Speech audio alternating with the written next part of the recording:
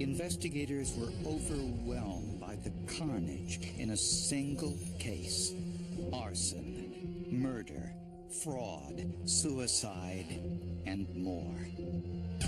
The bizarre trail of evidence left even seasoned investigators baffled. Could forensic science unlock its secrets?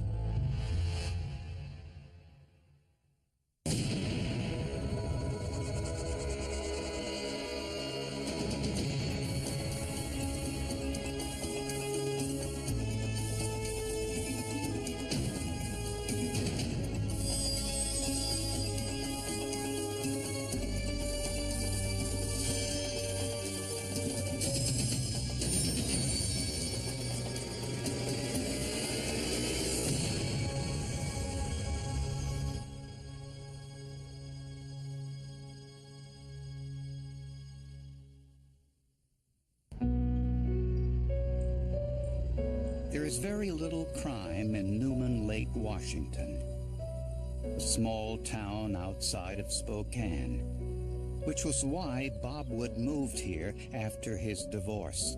What attracted me to Bob was he seemed to have a lot of care for his children. He was a single father. I was a single mother at the time. We had a lot in common in that factor. Bob had custody of his two children, 16-year-old Teresa and 11-year-old Christopher. For the Wood family, February 9th, 1999 began like most other mornings. Teresa left for school around 8 a.m. Bob Wood left for work soon afterwards, and Christopher was the last one out of the house. Around 8:30, neighbors saw smoke coming out of the windows and called the fire department.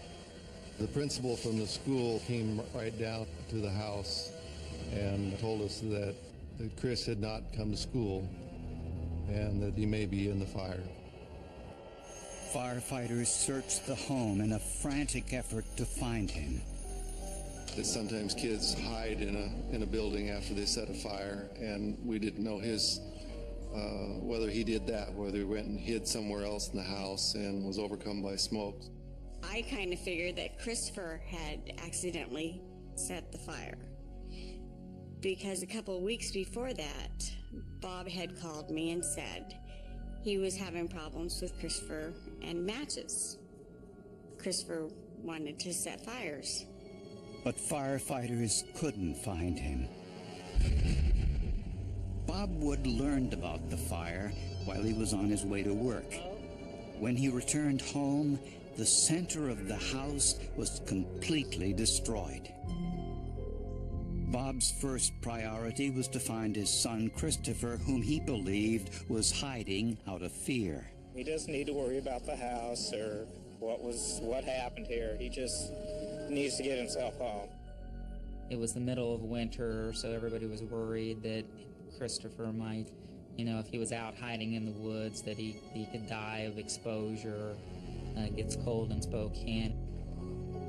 Neighbors and sheriff's deputies organized one of the biggest manhunts in the town's history.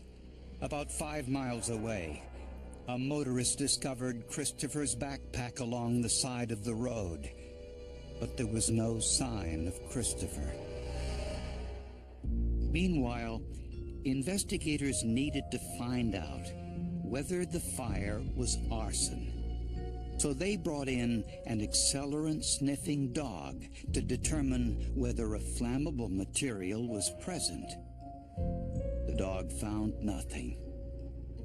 But investigators discovered where it started, in the family room. There was a V pattern originating from this sofa, which was against a wall, and there was a very distinct line or mark of demarcation on the wall that pointed to a particular end of the sofa. When a fire starts on a sofa, investigators usually suspect arson. For 2 days, police and volunteers searched for Christopher. Then, a snow-plowed driver found his body in a snowbank along a deserted road 50 miles away. I I remember it. I was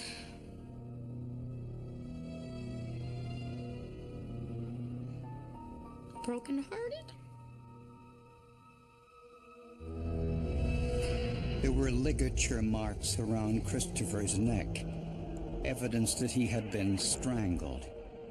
It appeared that Christopher had not been murdered there, as there was very little disturbance in the snow, only enough to show that somebody had stopped there and dumped the body off the side of the road. During the autopsy, forensic experts found no evidence that Christopher had started the fire. Examination of Chris's hands showed no sooting or fire products on his hands. He had no sooting in his lungs, no carbon dioxide in his blood. But investigators found a telling clue that Christopher had been abducted. His sneakers were on the wrong feet. Chris was 11 years old. He wasn't prone to put his shoes on the wrong feet. But if you were dressing a lifeless body, facing it, you would put right to left and left to right. And that's apparently what happened. Now there were two crimes to solve: arson and murder.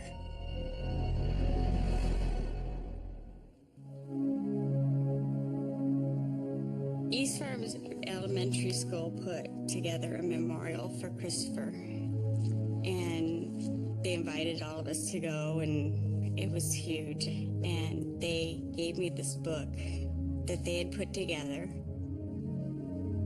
Christopher Wood's classmates and teachers assembled a collection of their favorite stories and recollections of Christopher, an expression the family appreciated. Some of the poems, one of them in particular, it makes me cry every time I read it. Investigators vowed to find the person or persons responsible for the murder and the arson. I think the underlying feeling in the neighborhood that there was a predator and that someone did abduct Chris Wood. That was a big fear amongst the people. We have a database of registered sex offenders, and they had searched that database and had discovered some people in the general area. Since the autopsy revealed no evidence Christopher had been sexually assaulted, it was unlikely the crime was sexually motivated. Investigators asked Bob Wood and his daughter Teresa about their activities on the morning of the fire. Teresa said she left for school at 8 o'clock. Bob said he left for work around 8:20. And Christopher was eating breakfast. He didn't normally leave for school until 8:30. None of the neighbors reported seeing Christopher that morning.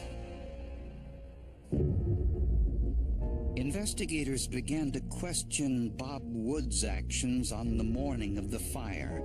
They remembered it took him a long time to get home after he learned about the fire.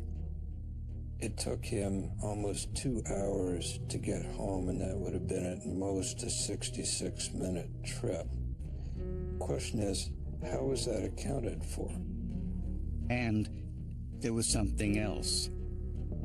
Investigators discovered that Bob was living well beyond his means. He earned about $100,000 a year selling real estate, but he spent much more. He also put in a huge garage in the back that would take an RV and snowmobiles and all his little hobbies. He liked to do restore cars, and that was also in the back of the garage. Investigators also learned that Bob had been fired from his job at a local real estate company a few weeks earlier. Robert Wood had worked for them and had stolen over $100,000 worth of materials, and they told us to be very alert that this fire may be something he's intentionally setting for insurance purposes. And Bob owned 3 life insurance policies on his son Christopher worth $80,000. Well, Bob Wood gave a neighbor a briefcase, and in the briefcase were financial records, and there were life insurance policies on Chris and a picture of Chris.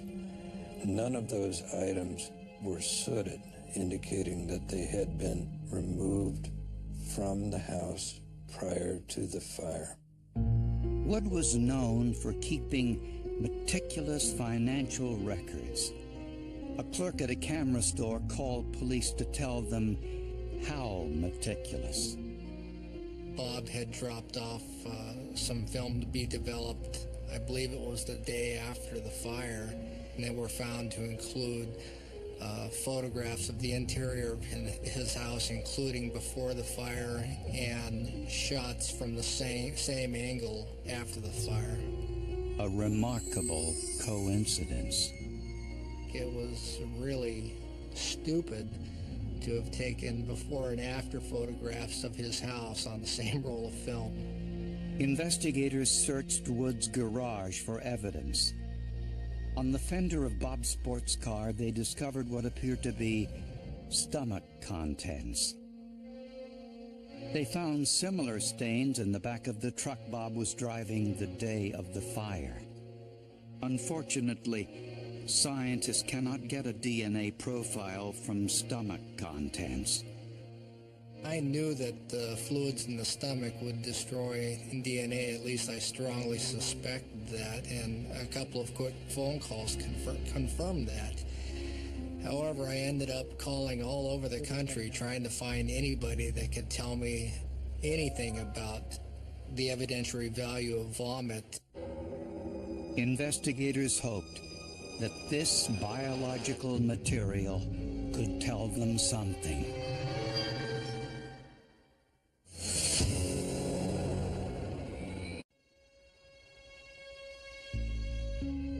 Investigators hoped the stomach contents found in the back of Bob Wood's truck and on the fender of his sports car would tell them something about what happened to Christopher Wood. So the samples were sent to forensic microscopy detective Bill Schneck, who examined the material with a polarized light microscope. What I found were small little vegetative fragments, oat bran and flour particles and starch grains. From these patterns, Schneck suspected they were unprocessed corn and wheat starch. To be certain, Schneck tested the samples with a solution of potassium iodine. And when you put a small drop of this solution on the vomit material, the starches will turn kind of a purplish blue color. The test was positive. Schneck knew that oat bran, corn, and wheat starch are common ingredients in breakfast cereals. He found the same biological material on the shirt Christopher was wearing on the day of the fire. Schneck found Marshmallow Matey's cereal in the Woods kitchen, which is what Christopher's sister said he was eating on the morning he was killed. After examining the vomit stains from the shirt, the truck, and the car, I concluded that they all were from the same source, and more than likely from the Marshmallow Matey's. Investigators developed a theory about how Christopher's body was transported. Christopher had been murdered in the morning, and Bob Wood's truck had an open bed, so we knew that he had to have concealed the body somehow. We started looking for the garbage cans at his place and found that there was only one there. Neighbors reported that he normally put 2 out on the curb. So, where was the missing trash can? We spoke to Bob's daughter and found out that the day after the fire, he had taken his truck to a car wash and washed it, including spraying out the bed of the truck. Near the car wash, investigators found a discarded trash can, the same type as the one missing from Bob's home. But investigators had to be sure. Schneck noticed what appeared to be paint residue on both trash cans. Well, I examined the paint from the Rubbermaid garbage can and found it contained titanium dioxide as one of the major inorganic ingredients. And I compared that to the paint overspray found on the garbage can at Robert Wood's house. And I found the paint particles, the composition was the same. Schneck then used a scanning electron microscope to analyze what was inside the can. He found traces of vomit, consistent with Christopher's stomach contents, along with some shiny metallic particles. These particles matched the sequins on Christopher's backpack. After examining the contents and all the trace debris on the Chris Wood's clothing and the material in the garbage can and in the backpack, I concluded that Chris Wood at one time was actually in the garbage can.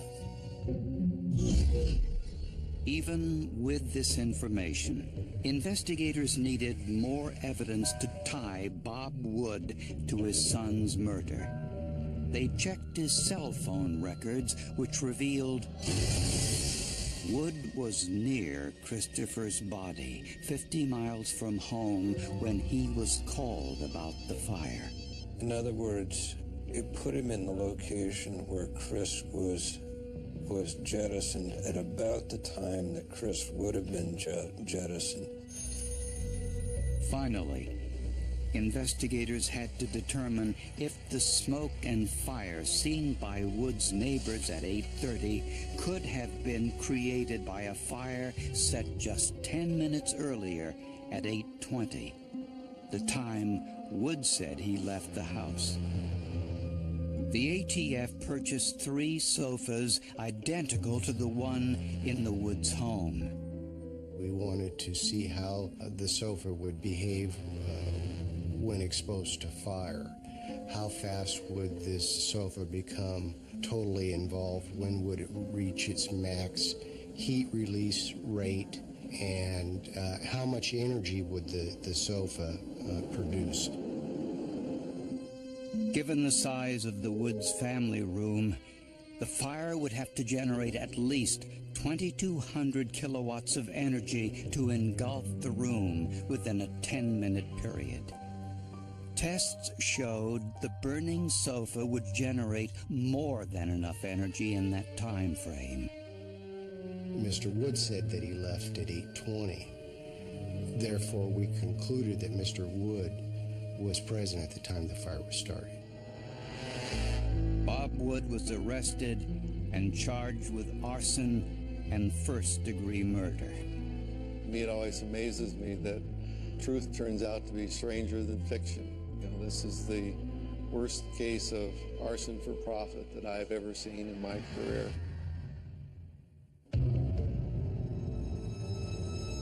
While incarcerated, Bob Wood insisted he was innocent. I would never do anything to hurt my son. He was very special. He was a good boy. And he deserved to have a life. He really did. Yet his ex-girlfriend said Wood didn't always treat Christopher kindly. He was really hard on Christopher.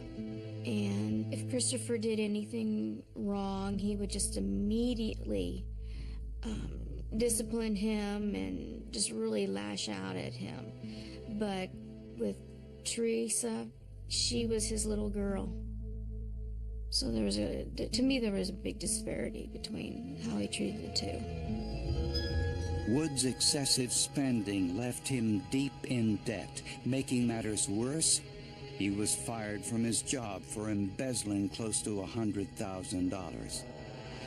prosecutors believe Bob killed Christopher for the $80,000 in life insurance. On a cold February morning, Wood waited until Teresa left for school and then killed his son. In the process, Christopher vomited, leaving behind the evidence which would later implicate his father. Bob finished dressing Christopher, but he put Christopher's shoes on the wrong feet.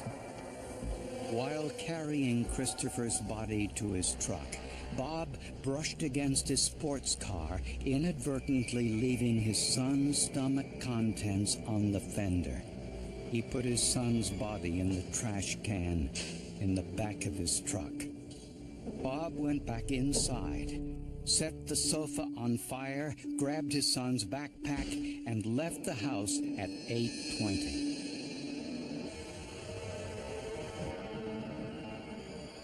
Bob dumped his son's body in a snowbank 50 miles from home, and here he received the cell phone call telling him of the fire. Hello? On his drive back, Bob threw Christopher's backpack along the side of the road. He washed his truck, but failed to remove all of the biological evidence, and he discarded the trash can near the car wash. The forensic paint analysis proved the discarded trash can was from Bob's home, and the biological evidence proved Christopher had been inside. I really don't know why he killed him. The insurance money wasn't enough to get him out of trouble on Christopher. I do not know why. Unless he was just absolutely pure evil. Just before Wood was scheduled to go on trial, he hanged himself in his jail cell. The closest Bob Wood ever came to confessing was discovered after he had killed himself. We received a phone call from a psychic who said that she had visited with him in jail, and he told her at that time that there were only 3 people who knew what happened to Christopher, and that was him, Christopher, and God. Shelley Kellogg rejected Bob Wood's wedding proposal just days before the arson and murder. Some in law enforcement believe Shelley may have been the original target, but the breakup prevented it. The cops do believe that if I would have married him, I would have been killed too. I don't know if that's true, it's all speculation. But they believed it would have been much worse.